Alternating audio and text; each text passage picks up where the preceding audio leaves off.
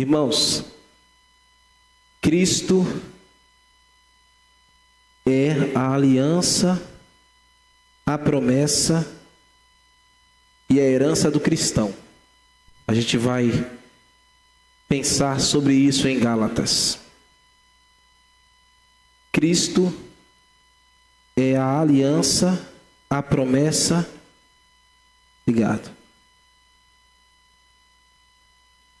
e a herança do cristão.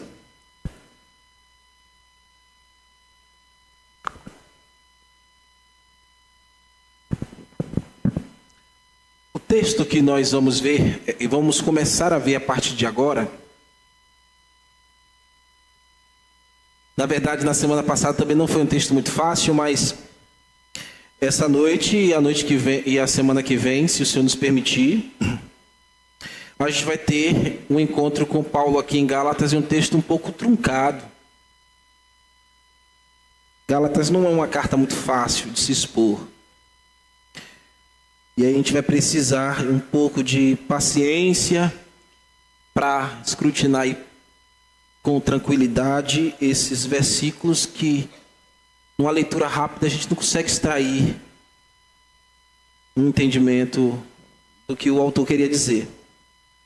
Nós estamos estudando, irmãos, a carta de Gálatas e estamos observando de perto o intento de Paulo. É trazer os seus irmãos de volta do engano de falsos mestres judaizantes para o evangelho da justificação. O tema da carta você já sabe, é justificação pela fé. Pois nesta altura aqui da carta, olhando para trás pelo retrovisor da história, o autor sagrado está mostrando que ele está estarrecido. É o fato de que muitos irmãos haviam dado ouvidos a falsos mestres. Parece que o mau ensino cola que nem chiclete. E as pessoas ficam vidradas e fascinadas por qualquer vento de doutrina. Então, viver o evangelho não é fácil. Viver o evangelho puro, essencial, não é fácil. Tem que morrer o seu eu, tem que morrer suas vontades. É todos os dias a gente está aprendendo, é todos os dias a gente está se deparando com os nossos limites. E isso que é o evangelho. Mas os nossos irmãos, os Gálatas, lá naquele tempo, estavam sendo ludibriados. E Paulo agora vai tratar algo que, dentro dessa ilusão, eles tinham a promessa e a lei como sistemas que eram necessários que se obtivessem. Promessa e lei. O sistema da lei seria os mandamentos, como vocês já sabem, conjunto de leis morais, cerimoniais e cíveis.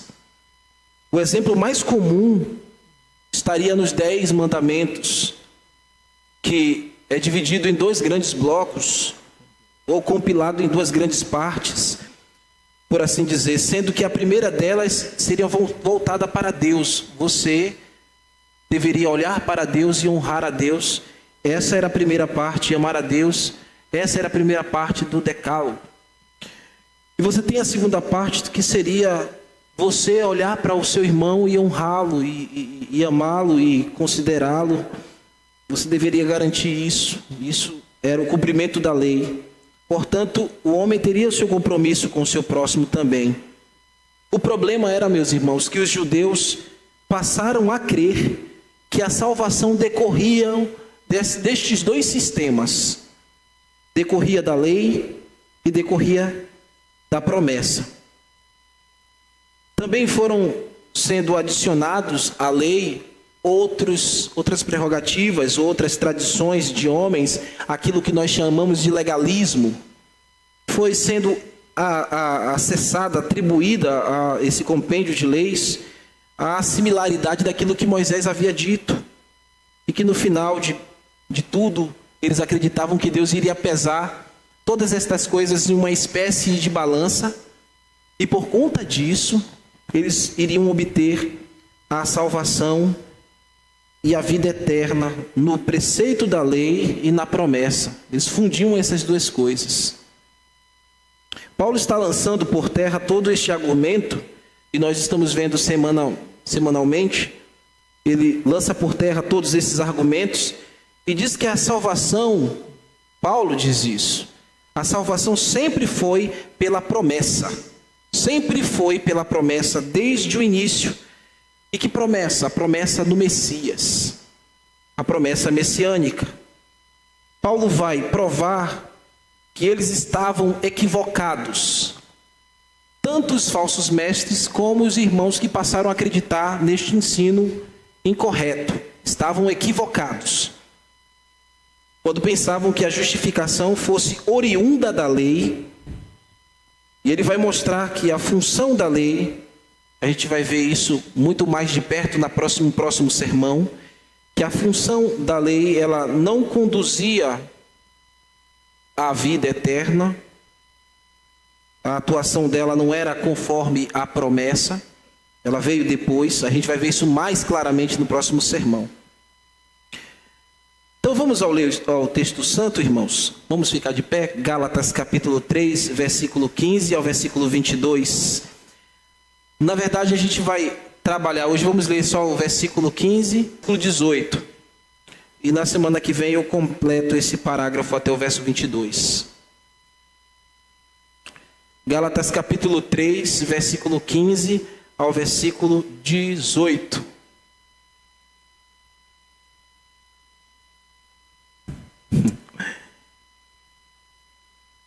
Irmãos, falo como homem.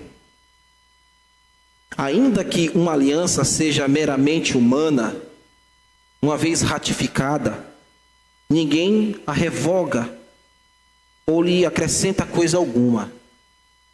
Ora, as promessas foram feitas a Abraão e ao seu descendente. Não diz e aos descendentes, como se falando de muitos, porém de um só, e ao seu descendente que é Cristo.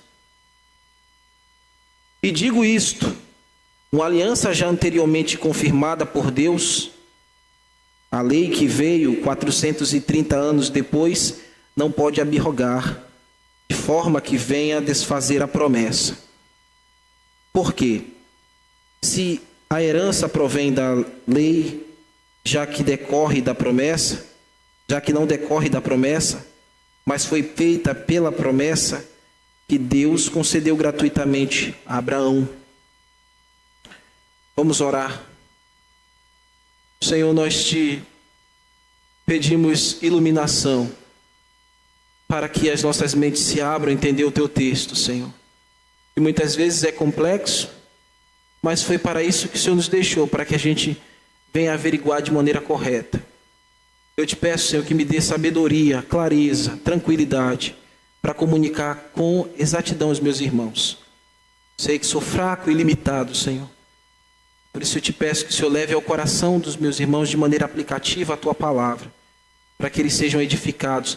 Este é o propósito, Senhor, de estarmos aqui e de pararmos para ouvir a tua santa palavra. Que não seja eu falando nada, Senhor, ou somente um mero exemplo, um mero instrumento nas tuas mãos. Para a honra e glória do teu nome, nós oramos, no nome de Cristo.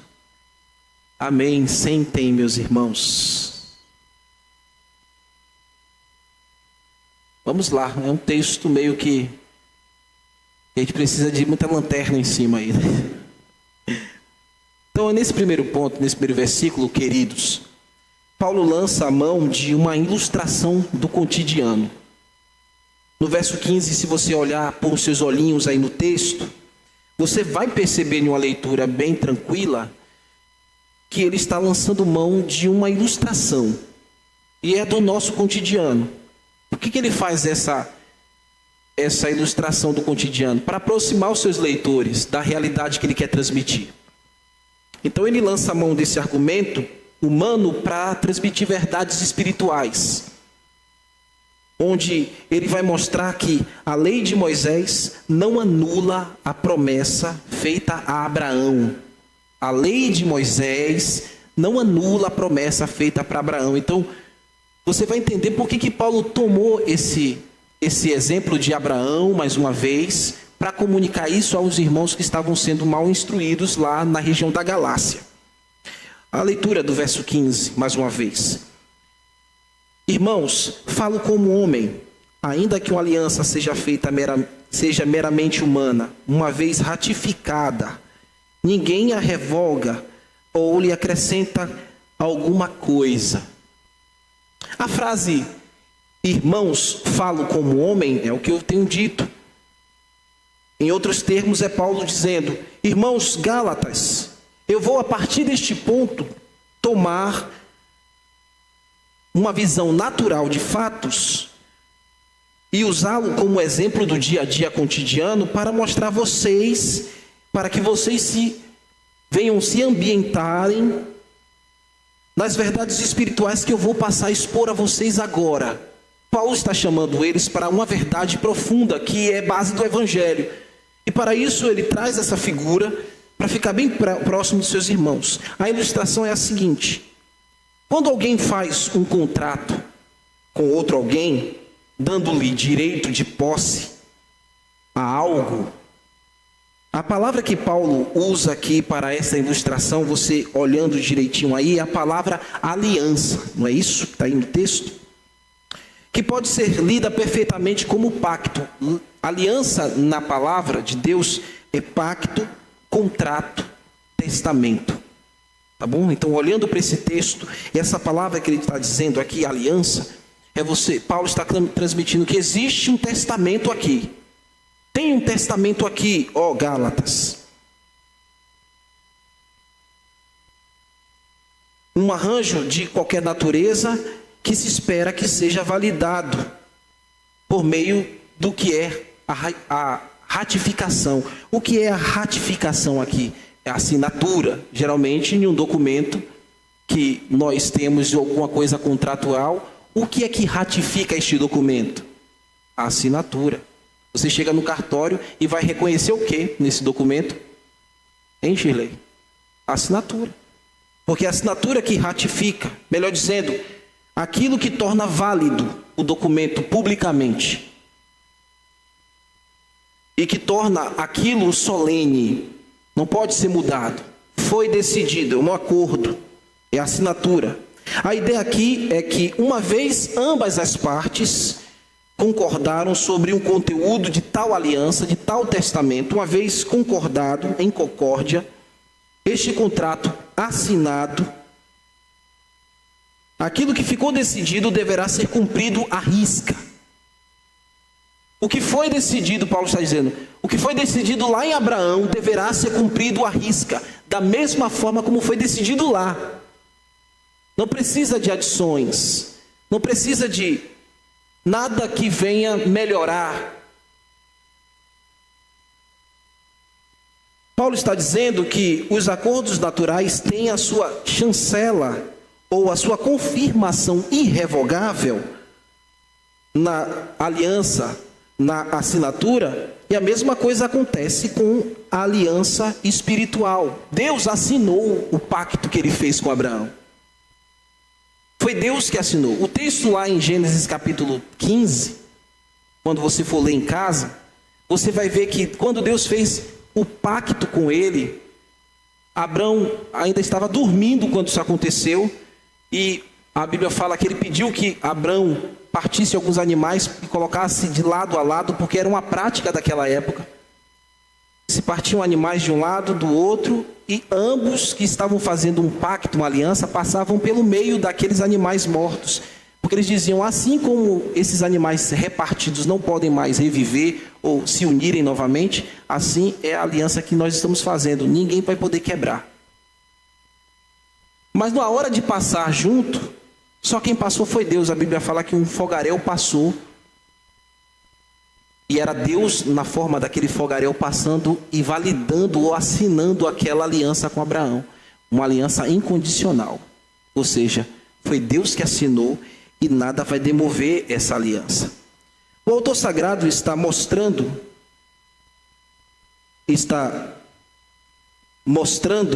aos Gálatas o seguinte, Se os contratos dos homens ficaram decididos e validados por causa de uma assinatura natural, quanto mais a assinatura de Deus, quanto mais o valor da assinatura e da intenção de Deus. É isso que Paulo está querendo dizer nesse versículo 15. Quando Deus assinou o contrato lá com Abraão, ele assegurou aquele contrato e nada pode torná-lo inválido. Agora vejam o verso seguinte, o verso 16. No verso seguinte, Paulo interpreta que a promessa lá em Gênesis, dirigida a Abraão, já transmitia ou já apontava também para um descendente específico. O verso 16 diz assim: ora, as promessas foram feitas a Abraão e ao seu descendente. Não diz e aos descendentes, como se falando de muitos, porém de um só, ao seu descendente. E Paulo diz quem é o descendente: é Cristo. O Santo Texto está dizendo o seguinte, irmãos, que as promessas feitas por Deus foram feitas não somente a Abraão, mas também ao seu descendente. E que este descendente, o texto mesmo diz, deixa claro, Paulo está dizendo que é Cristo. E sabemos que a palavra Cristo, isso é muito importante para nós. A palavra Cristo no hebraico é aquilo que o irmão Ivan orou logo no início. É Mashiach. No hebraico é Cristo, no hebraico é Mashiach, no grego é Cristo, na língua latina, deixa eu recapitular. No grego é Cristo, isso mesmo. No hebraico é Mashiach e no latim é Messias, que nós conhecemos na nossa língua mater, né? É Messias, ungido, prometido. Moisés está dizendo que nessa concepção, Paulo quer deixar claro aos Gálatas que a promessa que antecede a lei, já estava nesse descendente que é Cristo. Para isso ficar mais claro, a gente vai ter que ir lá em Gênesis. Abram, por favor, o texto em Gênesis. A gente vai ter que ler alguns versículos para que isso fique mais claro para a gente. Gênesis 12, versículo 7.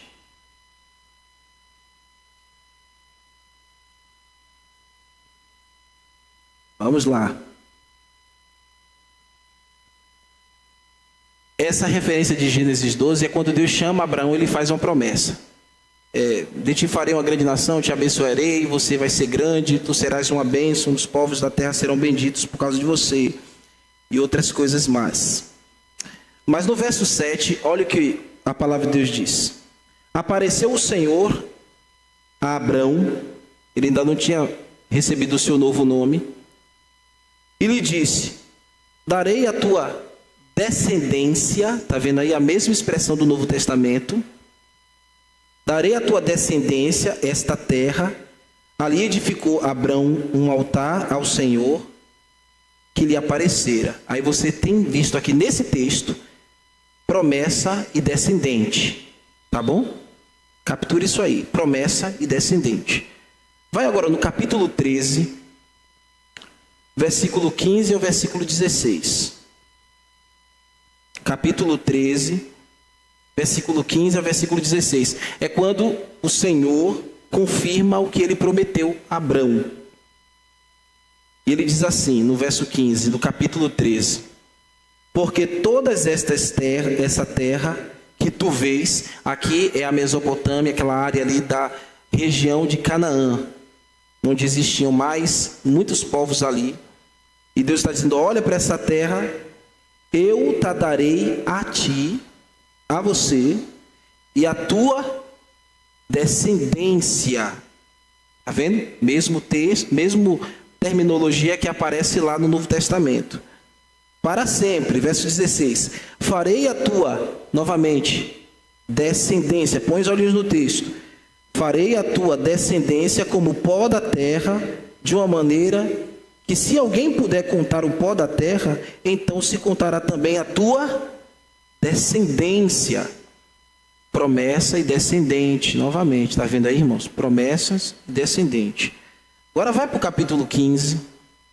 É um capítulo muito importante. É nesse capítulo que tem aquilo que eu contei do pacto que Deus passou no forma de um fogaréu. Eu não vou ler isso, mas está aí em casa, você lê. No versículo 4 e no versículo 6, Deus está dizendo a Abraão aqui, o Abrão, que ele não vai ter o seu descendente no seu escravo Eleazar. Que ele pensava que iria ser assim, porque até então ele não tinha filho.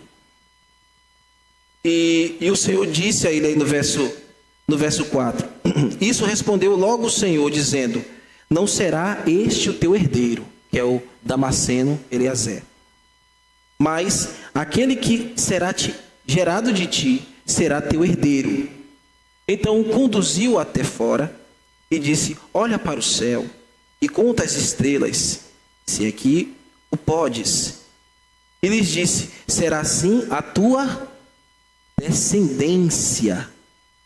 Ele creu no Senhor e isso lhe foi imputado para a justiça. Versículo 7. Disse mais o Senhor, eu sou o Senhor que te tirei dos caldeus para te dar por herança esta terra. Promessa e descendente, está vendo? Vamos para mais um texto. No capítulo 17. No capítulo 17... é o texto quando Deus muda o nome desse patriarca Abrão para Abraão. Abrão era pai exaltado e agora ele se chama Abraão, que é pai de muitas nações. Nesse verso, no capítulo 17, versos 7 e 8, diz assim, estabelecerei a minha aliança, a palavra aliança no hebraico é berit, estabelecerei minha berit, aliança, meu acordo, meu contrato, meu pacto, a promessa. Berit significa isso no hebraico. Tudo isso que eu estou dizendo para vocês. Olha da onde Paulo está extraindo essa ideia para comunicar aos Gálatas. Está vendo, irmãos, como vai ficando mais claro agora? Então, no hebraico, berit, aliança, acordo, contrato, promessa. Entre mim e ti e a tua, de novo, que aí? Descendência, no decurso das gerações, berit, aliança, perpétua, para ser o teu Deus e da tua descendência. Deus está dizendo que vai ser Deus de Abraão e Deus do descendente. Isso lembra um texto em Salmos, que diz que o Senhor disse ao meu Senhor, e aí o texto vai falando, ou seja, Deus disse a Deus, ali era falando de Cristo. Esse descendente aqui realmente é Cristo, que Paulo está mencionando lá, mas vamos mais para a gente entender. Verso 8. Dar-te-ei à tua descendência a terra das tuas peregrinações, toda a terra de Canaã, em possessão perpétua, e serei o seu Deus.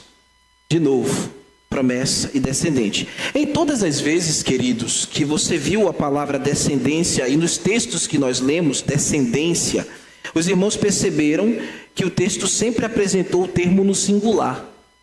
Não é isso? Apresentou sempre no singular. E neste sentido singular, que Paulo retira a sua ideia argumentativa. Paulo está dizendo lá, porque ele disse ao descendente e não aos descendentes. Não foi isso que a gente leu? E aí eu fui nos textos para mostrar a você da onde Paulo está extraindo essa ideia. Ele está extraindo aqui a mente de Paulo, o retrato que Paulo tem são os textos de Moisés. Estas são as lentes de Paulo para os Gálatas.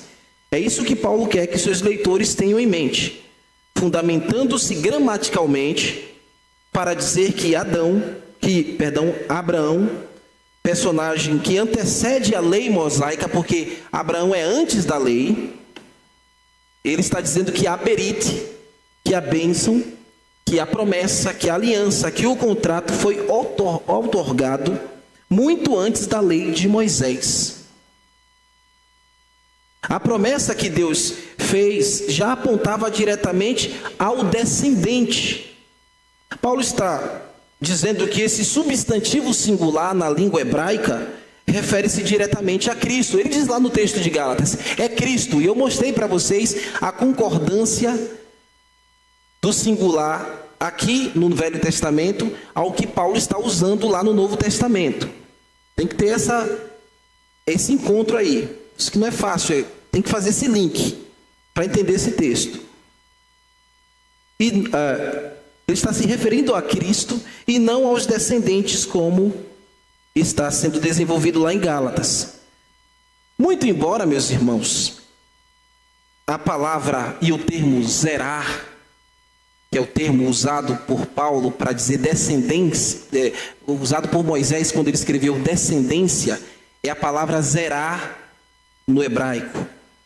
E essa palavra hebraica, zerar, traduzido para o nosso idioma como descendência, zerar gramaticalmente, eu preciso entregar isso para vocês para fazer sentido. Por isso que eu disse, tenha paciência. Zerar faz sentido porque zerar na gramática hebraica é um singular composto. Por isso que faz sentido. Eu vou explicar direito para vocês o que é um singular composto. Deixe-me explicar melhor. Pode ser atribuído a unidade ou a um grupo. Em Gênesis, quando você lê descendência, não é errado você olhar ali no texto e dizer, Deus está falando dos descendentes. Porque zerar pode ser traduzido também descendentes. Não no sentido da escritura, mas na compreensão. Um leitor, quando ia para o texto, ele entendia, Deus está falando. Quando ele ia naturalmente para o texto, ele dizia, Deus está falando dos descendentes Abraão, Isaac, Jacó e assim por diante. Mas um judeu piedoso olhava para esse texto com um olhar como Paulo olhava. Aí é diferente. Ele encontrava na gramática essa questão do singular composto. Então, é um grupo de descendentes que ali dentro tem o descendente. É isso que Paulo está dizendo. É isso que Paulo está chamando os Gálatas para enxergar. É isso que Paulo nos chama para, como leitores das Escrituras, olhar para esse texto assim. Está ficando claro, irmãos? Não? Está ficando claro? Porque se não ficar, a gente volta tudo de novo. E só sai daqui meia-noite.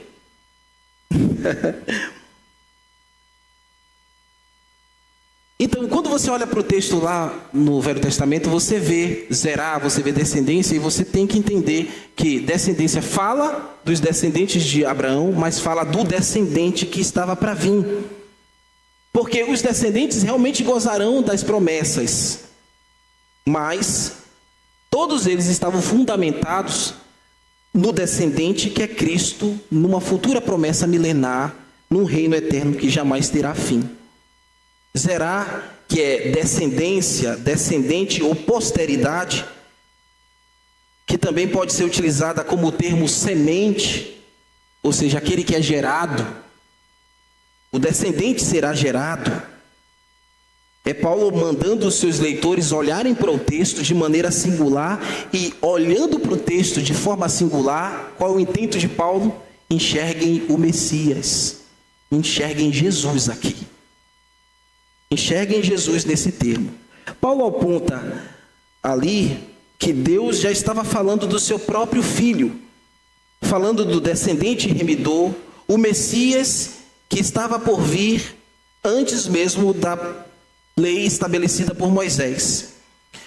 Por isso que Paulo vai reverberar no versículo 7, lá do capítulo 3, que Abraão foi justificado.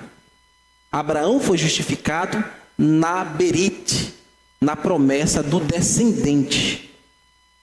E não foi justificado por observar a lei, mas por guardar a promessa no descendente, que é Cristo. Amém? Vamos ver agora o verso 17.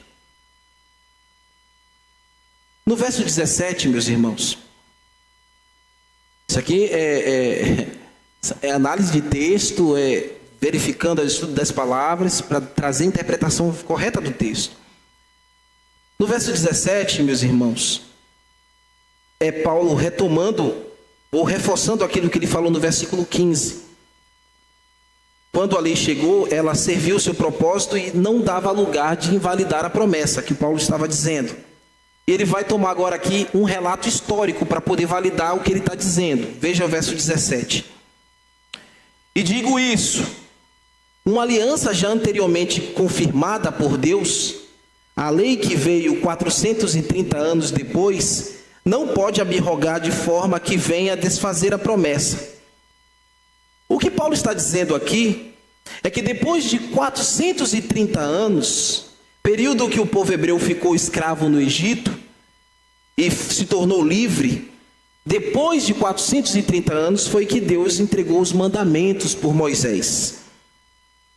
Ou seja, a aliança já existia antes da lei. Então, por isso que a lei não pode abrogar a aliança que foi firmada antes, o contrato que foi assinado antes.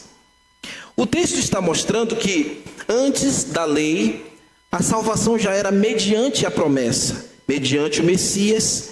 E com a chegada da lei, quando a lei chegou, depois de 430 anos de escravidão, quando a lei chegou, o povo já era salvo em Cristo. O povo já era salvo no Messias. Sempre a salvação foi por Cristo e nunca pela lei.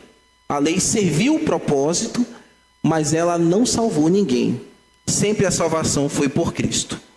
Agora eu preciso fazer uma consideração aqui nesse texto, que é muito pertinente para os irmãos de plantão que leem a Bíblia, que veem textos bíblicos e que podem achar assim, pastor, mas Paulo está dizendo uma coisa e em outros textos falam outro. Vamos lá.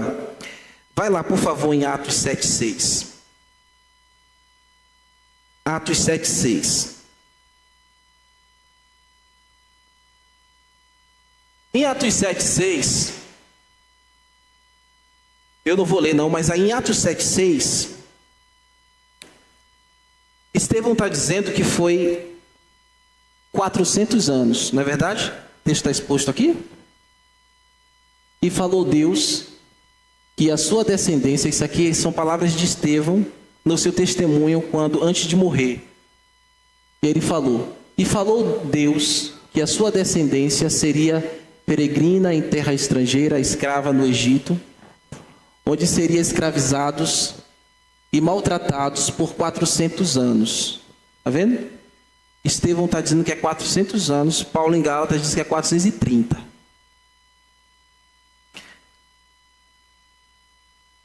Em Gênesis 15:13, vai lá em Gênesis 15:13.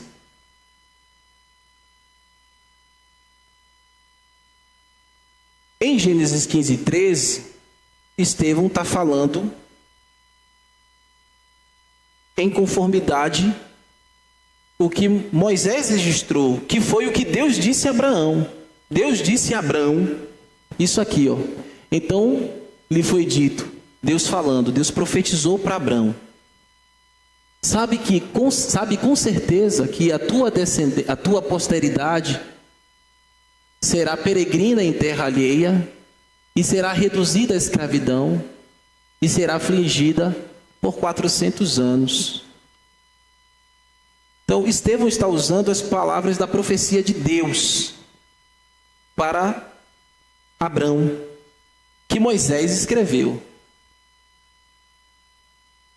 Mas em Êxodo 12:40, projeta aí por favor, Êxodo 12:40, a irmã Ieda deu uma risada agora, né? Mas em Êxodo 12:40, mostra que Moisés registra o período de 430 anos, como Paulo falou em Gálatas. Olha o que está escrito lá.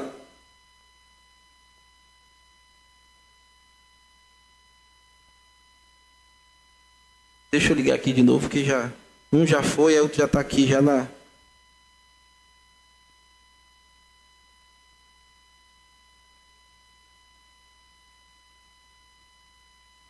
Podem ler aí para mim enquanto eu abro aqui?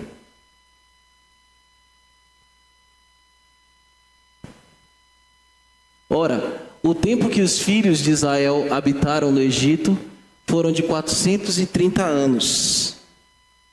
Deixa eu botar aqui, meus irmãos.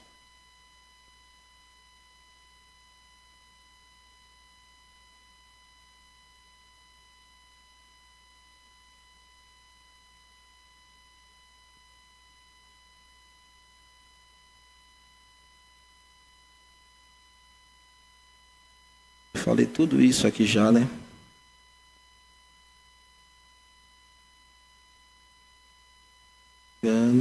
Sim. Pronto, cheguei. Então você está vendo aqui que parece que existe uma discrepância, uma desarmonia nos textos. Parece que Deus está falando uma coisa, Estevão também segue o que Deus falou. Moisés escreveu a mesma coisa que Estevão falou lá, porque Estevão pegou de Moisés aquilo que Deus falou. Mas Paulo fala, parece contradizendo o que Deus disse, mas ao mesmo tempo ele repete o que Moisés falou em Êxodo. Quem está falando a verdade? Que balaio é esse aqui, né? Que situação é essa? Então, os irmãos de plantão que gostam de ler a Bíblia, a gente tem que chegar num texto assim, na exposição, e tem que dar a resposta para vocês, né? Quem está falando a verdade aqui? Paulo junto com Moisés em Êxodo, Estevão junto com Moisés em Gênesis. Como essas aparentes divergências ficam passivos de uma possibilidade de que existia uma contradição no texto bíblico ou erro de algum copista, eu quero dizer que não existiu nada disso. Não existiu nem erro de copista e nem aparente discrepância, que é contradição, porque a Bíblia não se contradiz. Não há erros. Os 400 anos aqui, meus irmãos, na profecia de Deus para Abraão, em Gênesis 15, é mencionado também pelo autor Lucas, nas palavras de Estevão, é um arredondamento que você deve, como leitor, ter em mente. 400 anos é um arredondamento. Não é a intenção de Lucas registrando o que Estevão falou, e nem Moisés registrando o que Deus profetizou. Não é a intenção deles de comunicar com exatidão tempo, hora, dia, especificidade. Isso eu já ensinei para vocês aqui na Escola Bíblica Dominical sobre a inerrância plena. Ela não se ocupa com isso. Ela não quer dizer especificidade. O objetivo nesses textos era mostrar aos seus leitores que o acontecimento iria ocorrer. E que acontecimento é esse? A escravidão. Então o foco aqui é a escravidão dos descendentes de Abraão. Neste ponto, os 400 anos devem ser encarados como um tempo alongado. Tá bom? Os 430 anos que a gente vê em Êxodo e em Gálatas, trata de uma informação mais específica. Então, é Paulo sendo mais específico e Moisés sendo também mais específico. Porque lembre que Moisés saiu com o povo da escravidão. E quando ele estava no deserto com o povo, ele tinha todos os fatos e informações juntinho a ele mesmo. Então ele registrou lá que foram 430 anos. E é daí que Paulo pesca essa informação e traz.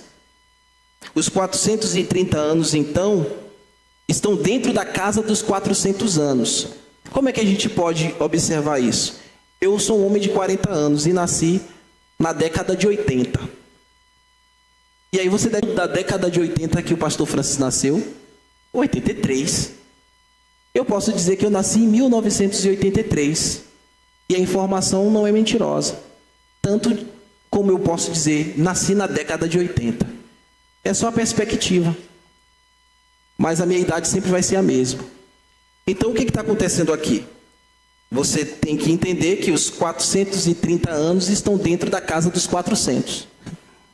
E que Paulo queria mostrar aqui para os irmãos não somente a questão da especificidade de data, mas buscando a questão da inauguração da lei, que a lei só chegou 430 anos depois. Por isso que ele usa os 430 anos.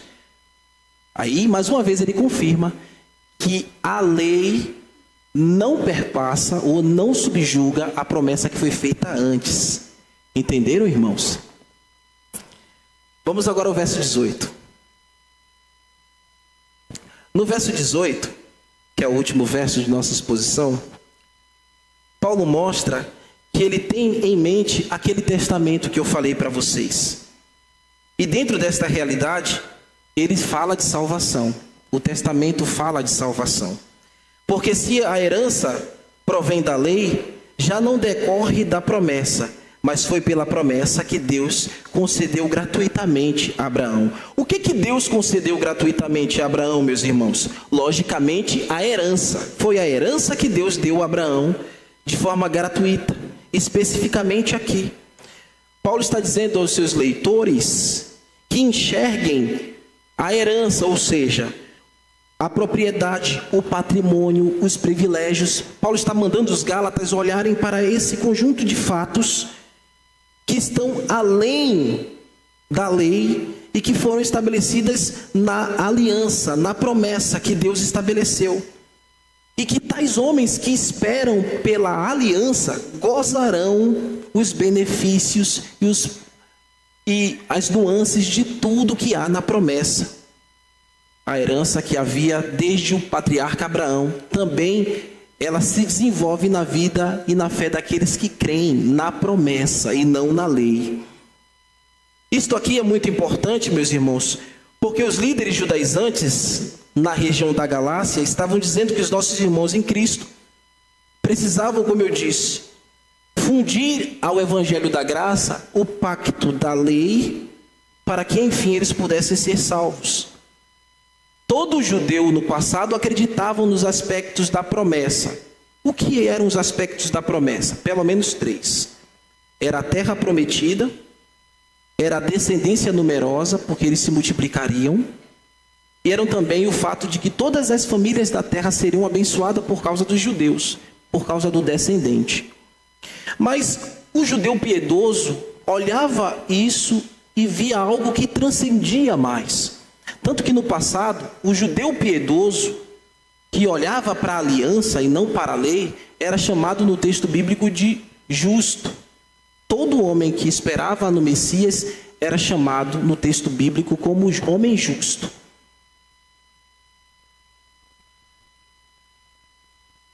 Como homem justo.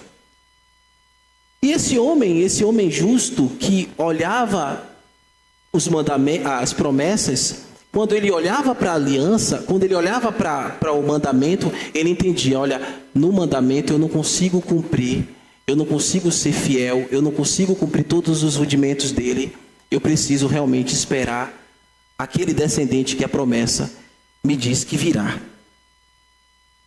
E por que eu digo que este homem piedoso, ele esperava a aliança, ele esperava a herança em sua plenitude? Porque a despeito de esses 3 pontos que eu falei para você, a terra prometida, a multiplicação do povo, a bênção que viria a todos os povos, eles esperavam que esse Messias prometido viria, estabeleceria um novo mundo, onde eles viveriam um reino de justiça, paz, sem fim. Todos eles esperavam nisso, o crente piedoso no Velho Testamento. Obviamente, Paulo está falando disso. Essa é a aliança. A aliança aqui é a salvação, descrita na promessa e não na lei, na esperança do Messias prometido e não do formato da lei. Essa é a exposição do texto, irmãos. Eu disse que é um texto complicado e não é fácil mesmo de ouvir, não. Imagine eu para pregar, né? Mas para a gente sair também dessa questão somente informativa, vamos ver agora aqui algumas aplicações para a gente encerrar. A herança que pregamos hoje, meus irmãos, nós cristãos, é a herança da salvação em Cristo Jesus. A lei, portanto, foi um expediente que cuidava do problema do pecado. Nesse sentido, a lei sempre mostrava para a gente que éramos pecadores e que não podíamos encontrar por meio da lei um caminho que nos justificasse, um caminho que fosse a salvação. E por isso Paulo está dizendo aos Gálatas: vocês não podem assumir a lei como um fundamento para a libertação dos pecados, porque ela só faz uma função: mostrar que você é pecador e incapaz de cumpri-la, de cumprir a exigência de Deus. Ela mostra que todos os homens precisam de um redentor, precisam do descendente, precisam do Salvador, que é Cristo Jesus. Quando pregamos o Evangelho, mostramos às pessoas ao mundo que elas precisam de um remidor, que elas precisam de um Salvador, que é Jesus Cristo. Ou então você que está aqui esta noite e que ouve esse sermão, você precisa de Cristo, você precisa crer em Jesus como creu Abraão. E como ele creu no descendente da promessa, e pela fé ele foi justificado. Então, logicamente, se você crê em Jesus Cristo, você será também justificado. Você será justificado de todos os seus pecados, e ele será para você o seu justificador. Tudo que você precisa fazer é crer, e nada mais. O legalismo exige que você pratique algumas coisas. A fé exige apenas que você creia somente, e creia no unigênito Filho de Deus. Essa é a fé que nós pregamos, é a fé que Abraão creu antes da lei, e por causa disso ele foi justificado. Até hoje, homens são justificados somente pela fé em Jesus Cristo. A sua justiça não vem de suas práticas, a sua justiça não vem de sua beleza, a sua justiça não vem da sua boa compreensão, a sua justificação vem dos méritos de Cristo. Você pode, em Cristo Jesus, ser participante dessa aliança também. Você pode receber a aliança da vida eterna, a vida eterna que é a recompensa gratuita. Você pode receber essa recompensa completamente de graça, porque ela já foi paga por alguém que já foi para a cruz, pagar os seus pecados e te redimir ali. Se você tiver que encontrar razões em você mesmo para se justificar, você vai lutar sozinho e ao final você vai ficar cansado e fracassado. A esperança está no Messias, na justiça e na paz eternal que está nele, que é Cristo Jesus.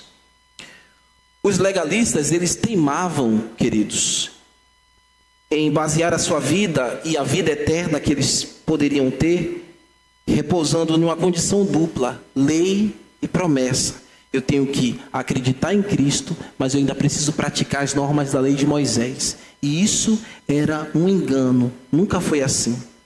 Paulo deixa muito claro que isso não é sustentado biblicamente. E eu mostrei para vocês vários textos que provam que isso não se sustenta. Mas muitas vezes você pode ficar dizendo que você precisa deixar isso ou aquilo outro. Ah, eu não estou pronto para fazer essa mudança de vida agora, eu não estou pronto para trocar o mundo e os prazeres que ele tem, que eu me sinto seduzido. Você pensa que fazer ou deixar, cumprir algum rito, será suficiente para mostrar que você está preparado. Eu quero lhe dizer que não. O que você precisa fazer é somente crer em Jesus. É simples, é crer em Jesus Cristo. Você não precisa fazer nada. Se você crê hoje em Jesus Cristo, Ele lhe ensinará, no poder do Espírito Santo, como você vencerá o mundo e as tentações. Por quê, meus filhos? Porque nunca estará na sua força, nunca estará no que você pode deixar ou não. Porque se você for pensar que você pode deixar alguma coisa, na verdade você por si mesmo não deixará nada. Vai continuar tão escravo do pecado quanto você está agora. Por isso você tem que colocar todas as suas esperanças em Cristo Jesus. A única forma que o homem pode alcançar a paz e o contentamento em Deus é ter fé no seu prometido, no seu descendente, que é Jesus Cristo. Coisa que nenhum prometido aí do mundo pode garantir. O homem não é capaz de se justificar. Ele é justificado e salvo eternamente por Jesus. Uma última aplicação é para você, crente, salvo em Jesus. Caminhe olhando para a promessa. Talvez você tenha esquecido da promessa de Deus. E a promessa fundada na palavra é algo real e que se cumprirá. Você precisa caminhar e viver a sua vida cristã olhando para a promessa de Deus. Assim como a lei, ela não pode se basear na promessa. A lei, vocês ouviram, ela não se baseia na promessa. Assim também, a verdadeira vida cristã não se baseia em legalismos. Para ser um crente verdadeiro, você precisa romper com todo tipo de legalismo. e de conformidade humana. A base da vida cristã é continuar seguindo firme e olhando com os olhares fixos na promessa. E quem é a nossa aliança, irmãos? Nossa aliança é Jesus Cristo. Ele é a nossa razão e o nosso verdadeiro motivo, porque nós estamos aqui e porque nós lutamos. Nós precisamos viver caminhando, olhando para a promessa, porque os dias não serão fáceis. Mas quando a gente olha para o prometido, a gente tem de perto a recompensa, que é a herança. A palavra promessa que nós vimos na exposição, ela apareceu 7 vezes. Isso mostrando para nós cristãos que é muito importante para nós permanecermos com os nossos pensamentos na promessa. Porque esse que é a promessa, meus irmãos, esse que é a nossa aliança, Jesus que é a nossa herança, um dia virá nos buscar. Ele voltará. Ele não se esqueceu dessa promessa que ele fez. Então você não pode se esquecer disso também. Ele voltará e o dia que ele vier, ele lhe levará para junto dele mesmo, onde você irá morar com ele em seus tabernáculos eternos. Isso é uma promessa. Fortaleça a sua fé nisso. Não desvie a sua atenção por causa das questões globais, mundiais, tudo que o mundo diz. Pense e olhe para a promessa, siga em frente, viva livre, meu irmão, uma vida sem legalismo, porque Jesus Cristo já pagou o preço por ti, e Ele é a sua aliança, promessa e herança. Amém? Amém e amém. Vamos orar, queridos. Senhor, nós te bendizemos e te louvamos. Obrigado, Pai, por nos ajudar na exposição da Tua palavra. E obrigado pelo Teu texto, que muitas vezes a gente encontra textos complexos, mas como eu disse no início, isso é bom para o nosso crescimento e maturidade no desenvolvimento da fé. Assim como Paulo desejava que os irmãos estivessem em um único sistema, fiel e justo, verdadeiro, e é na promessa do Messias em Cristo Jesus, assim nós estejamos. Eu te peço, Senhor, que alcance e salve, pela graça, aquele que me ouve e que necessita de Jesus Cristo e do seu perdão. E ao irmão que caminha na fé, eu lhe peço, ó Senhor, ajude-nos a jamais esquecer da promessa que foi feita muito antes da lei e do nosso Redentor, que certamente virá nos levar para um reino de luz e de graça. Amém.